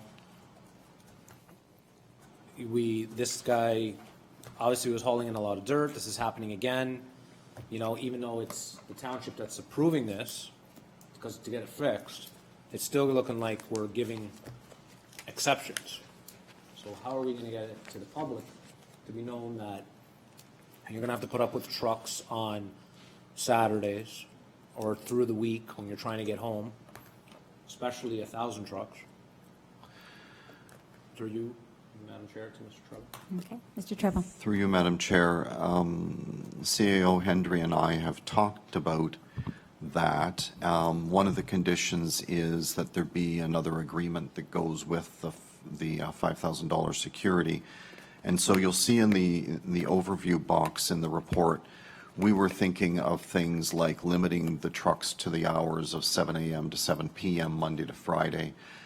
We also talked about limiting the number of trucks that can show up on any given day. I don't think I have a number to that effect in the report. CAO and I had slightly different thinking on what that number would be. But we did talk about trying to regulate it that way. Going a step further to notify public, I'm sure we can come up with something in that regard too, if that's the wish of this committee. I would, sorry. Go ahead, go ahead. I would like to see at least some notice to some neighboring properties to see what's going to transpire here. 7 to 7, coming from a construction background, and there's always traffic delays that are, if material, which is known fact that it's not going to be coming from this Niagara area, it's probably going to be coming from the greater Toronto area to kind of balance it out. There's traffic delays on the QEWs, so we might be going past 7 o'clock, and then who's going to be there turning around trucks saying you can't dump? They're going to dump. We got to get it fixed. We see that there's a problem. I'm not happy about it. This was an ongoing issue that I received a lot of phone calls, like I said, which I'm quite sure other members of council did as well. So something has to be done to at least let the residents know of what's going to transpire. Again, the deposits are $5,000, and I guess it's not like Councillor Jonker said that it's going to be only paid back once the crop is planting, but $5,000 is nothing compared to how many more loads are going on our roads that are going to get beat up. So, there's a lot of factors in play here. Again, I'm not happy about the situation. I stuck my neck out for the situation, and as members of council did, and we thought everything was going to go well, but it didn't. So now we need another 10,000 cubic meters. So I really want notifications to the residents, because again, with QEW delays, this material is going to be coming from Toronto, which I don't know where else it's going to come. I doubt it's going to come from the Niagara area. So, it's not. I don't think 7 to 7 is a big enough window to complete this all. Thank you. So if I could just interject with that, I think the attempt to at least put a time frame on it is an excellent idea, with the understanding that there may be a traffic delay or some other thing. But if there are no limitations put on, then we're wide open again, which is exactly the kind of thing that people were concerned about before. So I think it's been a good attempt. I think that Mr. Gabrick also needs to have some discussions with his neighbors about what the attempt is if this decision goes through, so that they realize that the exceptions have been made, and he's obviously obligated to do some work on drainage and whatever, so there should be some attempts to discuss things, and that would be very helpful, but a letter is also good. Mr. Treble. Through you, Madam Chair, just two more thoughts, I guess. Mr. Gavrick is aware from the first permit that we revoked it on him due to non-compliance, and I guess I will go on record as saying we can do that again and take whatever action required should he not comply and be reasonable in his efforts to complete the project and make it an improvement. The other piece, just for the record, not ready yet, but our CAO and I have had discussions with legal counsel around the City of Hamilton's bylaw that they have recently implemented. It seems to be getting some reasonably positive reviews from the residents in the City of Hamilton. So we're looking into parts of that bylaw that we could be implementing here, which put a bit more teeth into the bylaw to give it some control, such as issuing tickets to each driver who is contravening the bylaw, like the driver himself or herself gets a ticket. And our lawyers indicated that similar discussions are happening in Haldimand as well. So I anticipate being back to you in the near future with improvements that we can do to our bylaw to help with the teeth piece that I think is probably the weak part. We're learning from our neighbors, and we'll take advantage of that. And that is a wise move, too, if you think about the fact that teeth is being put into bylaws that are encroaching upon Niagara. Obviously, trucks are going to be coming our way. Councillor Trombetta, you wanted to speak again? Sorry, one more time, Councillor Ganan, or Madam Chair. Through you, Madam Chair, to Mr. Treble, did you come up with the 10,000 cubic meter, or is there a survey done to come up with that number? Through you, Madam Chair, no, that is what the application asked for. And so that's going to be obviously to get it to where, so that's where I'm a little confused. So that's what the application asked for, to get it to where the town needs to remedy it? Through you, Madam Chair, this is really just eyeballing it, but my observations from on site would appear to suggest that there is quite a lot still needed in order to achieve a development that's better than what we've got now. As you get behind the buildings to the back, there is a substantial area where it is a lot of pockets of I don't want to call it wetland because it's not regulated, but lower areas and wetter areas that are hard to farm, and that's what he's leveling out. And those larger pockets will take a lot of soil for sure. Okay. And so is there, sorry, Madam Chair, is there going to be ticket counting for many loads coming in, or who's going to be, who's going to be tracking the amount of loads coming in? Through you, Madam Chair, that is something that we will be working, when I say we, bylaw and myself will be working closely with Mr. Gavrick to stay on top of that. We indicate that he is to let us know when hauling is. We will probably be there on several of those days, I would expect. The ticketing system is certainly an option. I'm not convinced it's transparent, and I've used the word transparent in the report, that we want a transparent way of knowing how many trucks are on site, and if that means that staff have to be there fairly regularly to have a sense of how many trucks are coming in per day or per hour, we will do that. The tickets will certainly help, but I suspect there's maybe even other means that are even better. Okay, thank you, Madam Chair. Mayor Bilsma. Just another point. It sounds like more land is going to be covered, and again, I've always maintained that we do actually have decent soil in West Lincoln. It's heavier and those things, but is there are we requiring any of the removal of the topsoil that remains off to the side before the soil puts in? I mean, it would save at least the additional topsoil for the remainder of the part that's being asked in order to complete the work, and then we would only have to require the topsoil for the front portion that you can see from the road in terms of putting new topsoil in there. So, there's a value to, in my opinion, there's a value to the soils that are existing, especially those low spot soils tend to be loamier than anything else. It seems like a bit of a gold mine there to kind of get them down to a point where now you can level and then bring that topsoil back over. It's that darker loam that you see on a freshly plowed field. It definitely has a shade to it that shows that it's more organic. And is that a component? Through you, Madam Chair, yes, it is. Two thoughts, I guess.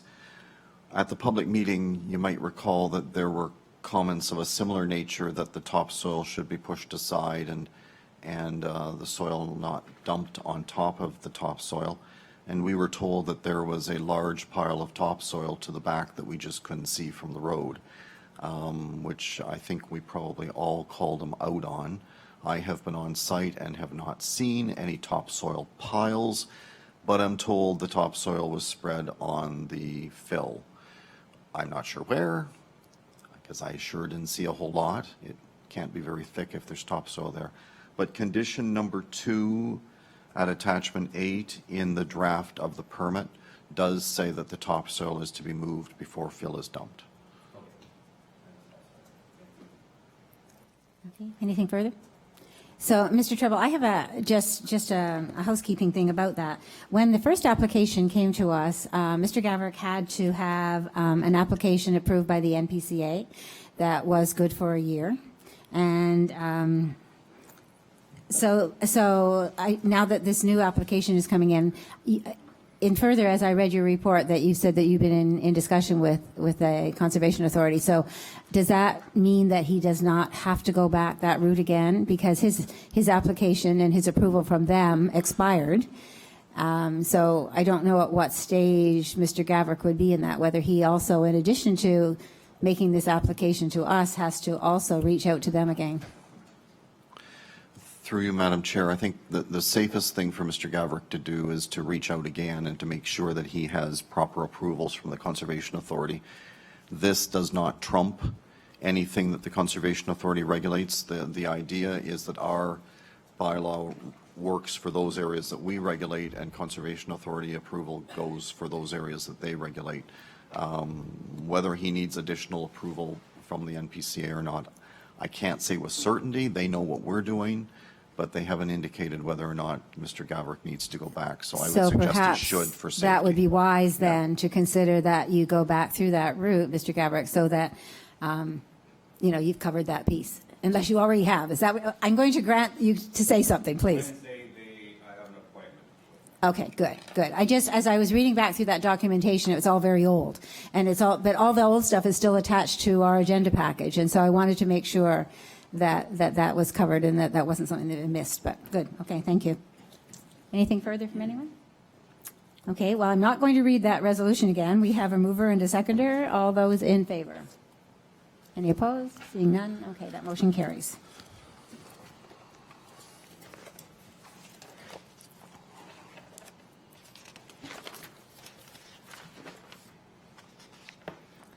Okay, we're now on our agenda, 9.4, item P 30-20, Planner 1, Alexa Cooper, and Director of Planning and Building, Brian Treble. Report number PD-039-20. It's a recommendation report, Kellett and Henderson, 27 Lass Road, and Merritt, 29 Lass Road, and Peter Budd, agent. It's a zoning bylaw amendment, file number 1601-021-19.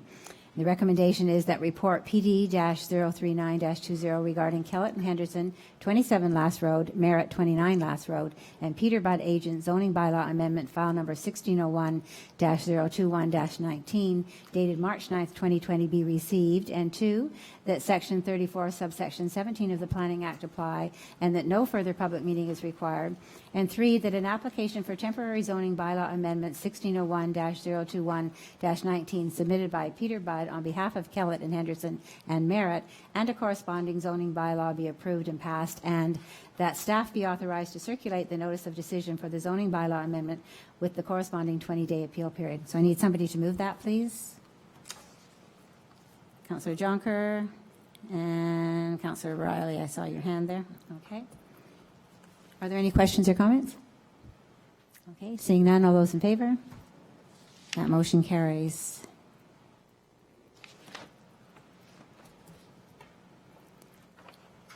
Okay, 9.5 is item P31-20, Planner Garrett Borma, Planner 2 Garrett Borma, and Director of Planning and Building Brian Treble, report number PD-045-20, a technical report about housekeeping amendments to the zoning bylaw 2017-70 as amended round 3. So recommendation is 1, that report PD-045-20 regarding housekeeping amendments to zoning bylaw 2017-70 as amended, dated March 9th, 2020 be received, and 2, that a public meeting be held as required by the Planning Act at a future Planning, Building, Environmental Committee meeting. So I need a mover for that, please. Councillor Trombetta and Mayor Bilsma. Are there any questions or comments? Councillor Jonker. Yeah, I guess just a quick question. I'm quite sure I know what this is, but I guess is this that a road allowance adjustment thing? There was a, or am I mistaken on No, this is not the one, but it is on there further down. But this is not, I think this is, maybe Mr. Treble, you want to speak to that a little bit, or Mr. Borma? Just to clarify for councillors. Okay, Garrett, you're on. Thank you.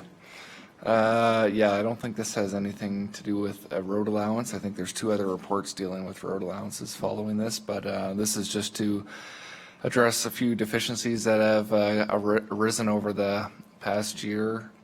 I think there's 2 site-specific deficiencies or issues that we have where the zoning is not completely in line with the official plan or the designations from the previous zoning bylaw. One in particular is 2 lots zoned commercial on 65, which previously were zoned agricultural, so we're looking at potentially putting that back. The housekeeping is also looking at parking provisions and some other minor provisions, garage dimensions. If a developer is going to call his garage a parking area, what would be the minimum dimensions required there? So that's generally what the housekeeping is encompassing. Okay. So you see now, Councillor Jonker, where you are? Okay, okay. Are there any questions or comments specific to this one? Okay. Well, we have a mover and a seconder, and you've heard the recommendation. All those in favor? And that motion carries.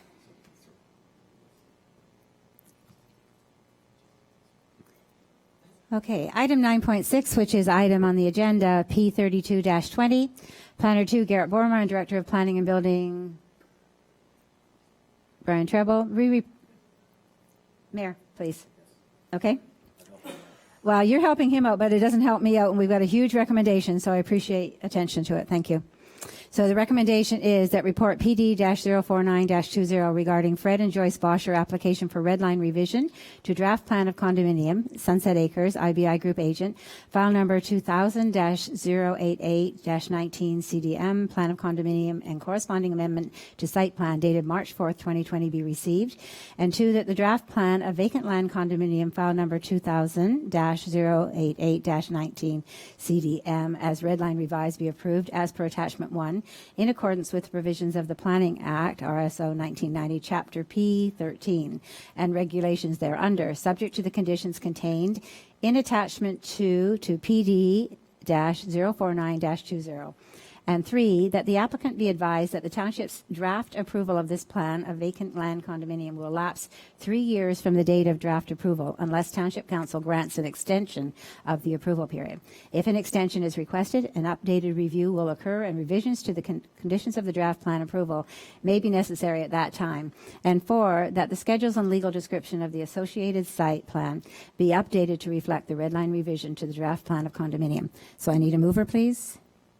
Councillor Trombetta, and a seconder, Councillor Riley. Are there any questions or comments? Councillor Jonker.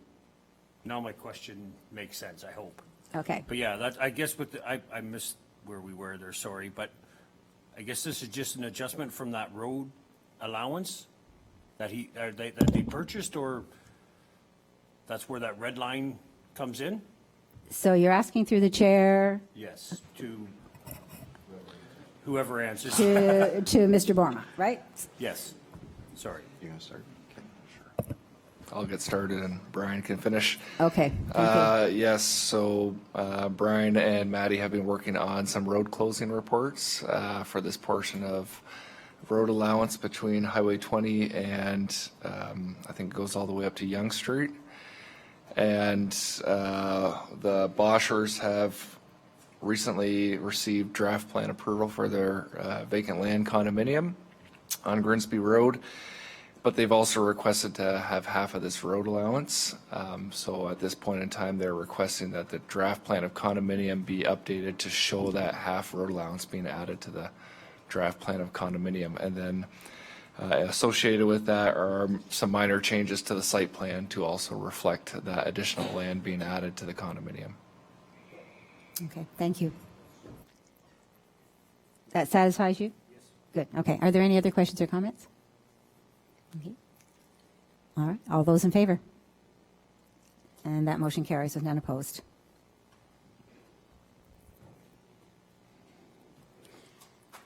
Okay, item P33-20, Planner 1 Alexa Cooper and Director of Planning and Building Brian Treble, report number PD-044-20. A recommendation report, the Heather Thomason Site Plan Garden Suite file, authorizing file number 2100-001-20.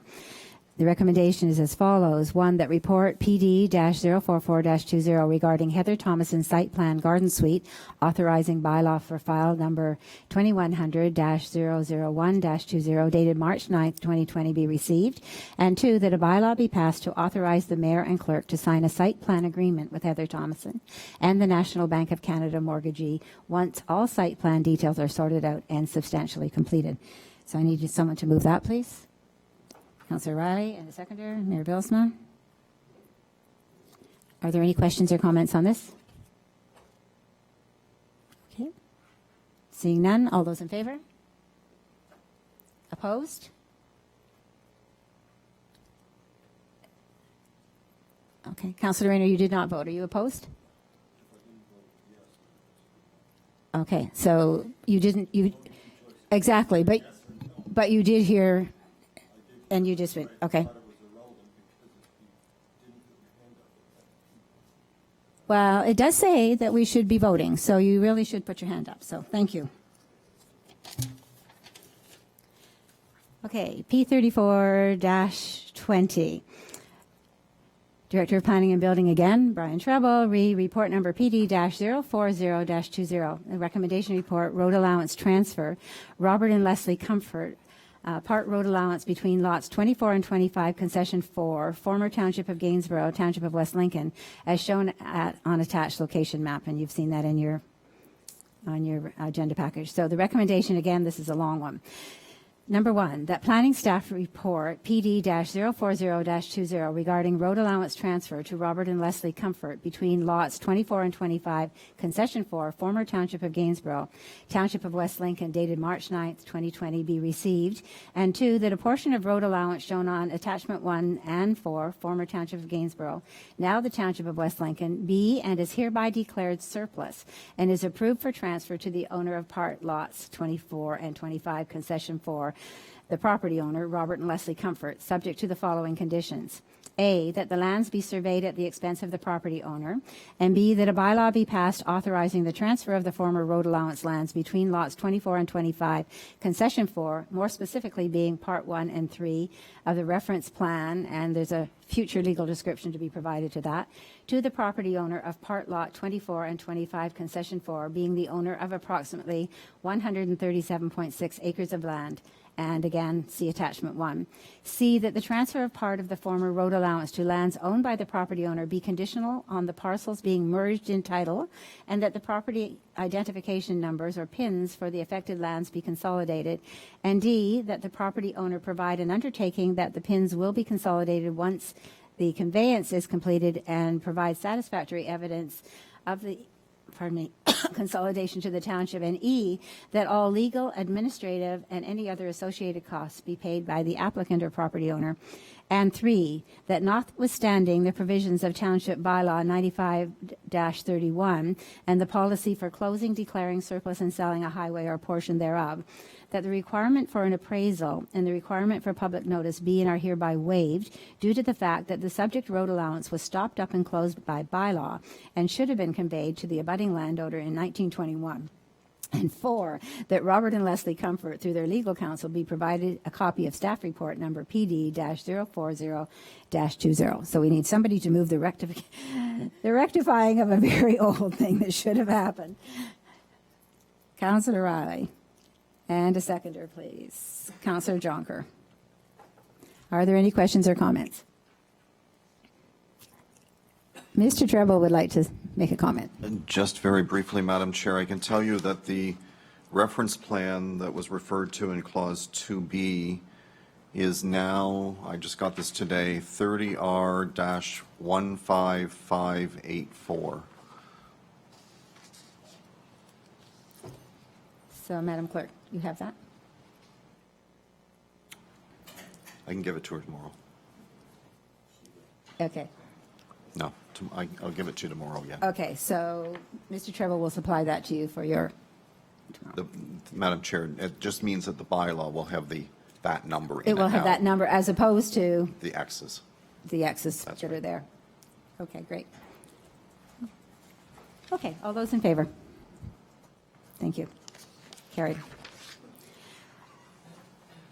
Well, Councillor Rayner, I made a point of that because the clerk can't see who has their hand up and who doesn't. So the clerk who's recording the information each time as to what's going on needs to know. I can do carried or not carried, but if there are any that are opposed, then she needs to know that.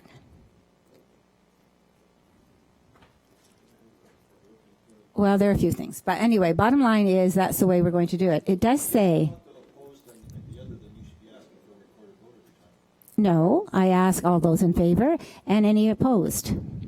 Now, if everybody's hand is up, I don't have to ask, is anybody opposed? Well, there's no name associated with it, and that's the difference. Yeah. Anyway. Madam Chair, can we get that clear? Because we all, just for consistency purposes, and that's the Okay. only reason I'm asking. Yeah. You run the meeting the one way, the mayor runs the meeting the other way, and I run the meeting the other way. It's just for clarity. That's the only reason why I'm asking this. I'm not, because it's brought up at the moment, right now. Okay. So, I understand for you asked- clarity's sake, So the mayor doesn't ask for anyone opposed, especially when it comes to the hard stamped meeting, which is council. So That's I right. don't understand why it has to be done at committee level. Just for clarity. probably because I know fairly well the procedural bylaw and feel that it's my obligation to follow that as chair. So under members must vote, Section 7.21A, every member who is present in his or her seat in the council chamber when a question is put must vote thereon, unless they declare a conflict or prohibited by statute or by Section 7.21B below. And in any of these cases, the reason must be recorded. So we did that. You did that when you declared earlier in the evening, and I did the same. However, it does say any failure to vote by a member who is not disqualified is deemed to be a negative vote, which we all understand. However, it does indicate that the vote on a motion must be taken by the chair, who will call the question by asking those in favor and then by asking those opposed. Sorry. So that is directly from our procedural bylaw. But it doesn't say that you have to kind of put your hand up. Well, how else do you vote? You just don't vote. So you're recording it yourself. Like I said, it doesn't have to have a council. So I have, we had a whole session on procedural bylaw, many hours where we sat with and went through all of these things. And I have just told you what's in the procedural bylaw. I'm not going to argue whether our bylaw is right or wrong. I'm just telling you, I am following the procedural bylaw. Just trying to get consistency through. So then maybe we chair- need to get our mayor to follow that same procedural bylaw. I don't know. Or any other chair of any other. Well, I am. So I'm the only one. So I don't say that being the only one doing it correctly is wrong. Wrong, I'm just saying. Mr. Mayor, can you weigh in on this, please? You're the mayor, which just to clarify, because your meeting is more the concrete meeting, so that's why I need you to jump in on. I'm going to defer to the chair. I think that she has identified exactly how the rules are going to be. So, you know what, on a personal level, I've been a little bit lax asking for opposed, but our procedural, I'm going to stand with the chair. I think she's identified what our procedural bylaw requires. I'm going to follow the rule. I think I don't think there's any harm in it. I have been a little bit frustrated myself with kind of the undesire to show any interest when we're taking up the votes of some of the members of council. The fact that they don't even look like they're paying attention has bothered me at times. Typically speaking, I count hands. If I see 4 hands go up, I call that as a carried vote. I don't proceed any further. But sometimes if it's really, really close, if it's 3, then I ask for opposed, and then I don't see something that bothers me. But I think it's very important that it's written the way that it is to, beyond a shadow of a doubt, make sure things are passed when they're passed and not shoved through or challenged. Help the chair out help the chair out by just, And I've always put my hand up when she's asked. I'm know. not against it. No. I've always raised my hand. I'm just trying to find out. But Yeah. there's some issues that I'm sort of on the fence where I'm neutral. Okay, That doesn't mean I'm so- opposed to so- it, or it But- doesn't mean but- I'm in favor. of it. But the you point asked. is, you can't be neutral. You are in favor or you are opposed. so, So, but what is the issue with raising your hand? No, but if you already got the yeses, obviously the difference is the noes, and it can't be neutral, so there's your answer. You don't No. need so Counselor, you asked me for my opinion. I think that the way that the current chair is doing it is the right way to do it. I don't think that, it's beyond reproach that. Do we- Counselor Ganaan, as chair of this meeting, is doing it the right way. I'm going to tell you right now, because you asked, I'm going to be doing that way from now on as well. I would recommend to you that you follow the procedure bylaw. I will try. If I forget, please I know. don't hold my feet to the And fire. that's all we're asking. Okay. And I'm glad we had this kind of fulsome discussion, which is completely Off not on the topic. agenda. Completely Madam not on Chair, the if I could agenda. just make one little mention, just because we're off topic already as it is. I don't think it's such a bad idea to put our hand up, because I think it just confirms that we've heard the question. Yeah. You know what I mean? Like, I think that's. That people are paying attention. and that's Exactly. my Well, even job. just that they heard the question. Sometimes so much happens, you're reading your notes and you're like, oh, what happened? So I don't think that's the worst thing to follow by. Certainly, why not? I'm okay with it, but it's just something, and obviously, as everybody knows, I've been around the longest, it's something we normally didn't do. But I mean, if we want to start it, then that's fine. Well, I think it's interesting that you say start it, because our bylaw has been in place since 2013. And so, pardon me? Okay, Madam CAO, please. And I apologize for the mess with the water that I tipped over. Yes, it was your water. I didn't know it was there. Good, okay. So through the chair to the committee, I'm absolutely delighted that you're paying so much attention to the procedural bylaw. And I think you are aware that we have a project underway to update it. So as we go through that process, pay attention to those sorts of points, because it has to be something that you all work with and work with consistently. And that'll be done hopefully by the end of 2020. Okay. Thank you for that clarity, Madam Chair. Thanks for the question, Counselor. In any case, we were pretty close to the end. We've already dealt with 9.9. I actually am at the point where I do think we approved the 1921 thing, but just in case we didn't, all those in favor, I do believe everybody's hand went up that time, and we're good. Okay, but just to be sure. Okay, so 9.9 has been dealt with earlier before we got to staff reports, so we're at other items of business. And so item P36-30, Director of Planning and Building Brian Treble, recurrent status of the LPAC Case Management Conference hearings. And this is just a verbal update. Through you, Madam Chair, just to make sure everyone's sort of on the same page, I believe everybody last week will have received notice from Sandra Gibson about an upcoming case management conference, and it was kind of odd because it came from Sandra herself, but that seemed to be the way LPAT gave the instructions on that particular file. And without guidance, she circulated everybody. So I think everybody around the Horseshoe received an email directly from her, and probably without a whole lot of explanation. So her case management conference for the Gibson application for rezoning is on March the 26th. That's followed on April the 14th by a second case management conference with respect to development charges. I think we've mentioned before that we're working to try and see if there's a bit of a resolution, but as of right now, we do not have one. And then the final file is an oldie from 2017, I believe it is. Helen Kazan's application for minor variance that was denied by Committee of Adjustment is scheduled for June the 10th, and that is a full hearing one day. So those three, Madam Chair, just for the record. Councillor Trombetta? I know I declared conflict on this issue. I just want to make that for the record, Madam Chair. The only reason I'm asking this question is I've been fielding a lot of phone calls from residents that got some notification, and I just don't know how to direct those phone calls. Because I declared conflict, they were, I don't, and I. Yeah, good question. So when Councillor Trombetta is receiving phone calls and he has a conflict, and has a declared conflict, who should he direct the residents to? Councillor Rayner, or directly to you?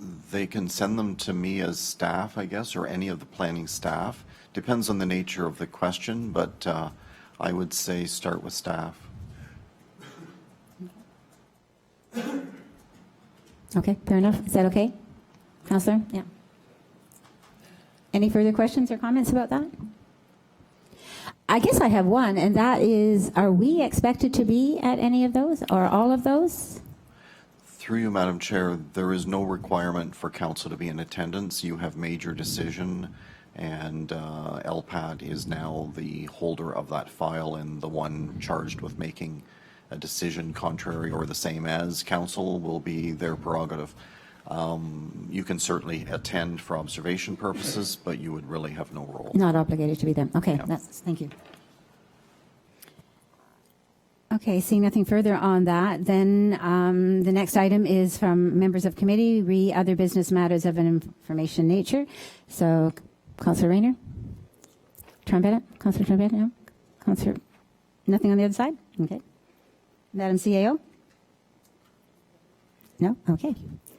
And as far as I know, there are no new business items, and so that brings us to confidential matters. Moving in, the recommendation is that the next portion of this meeting be closed to the public to consider the following pursuant to Section 239 and subsection 2 of the Municipal Act 2001.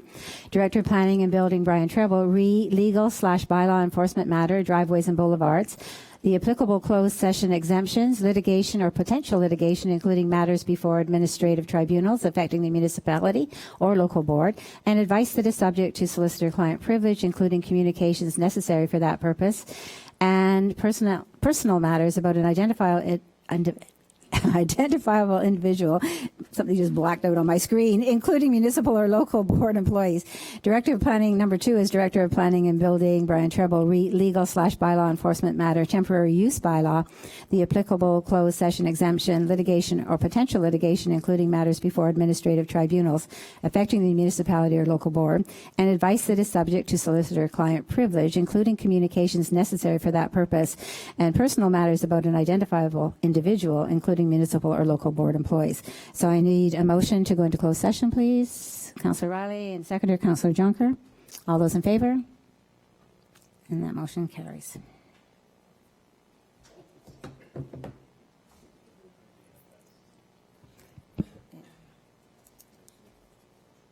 Yeah, we have to shut down and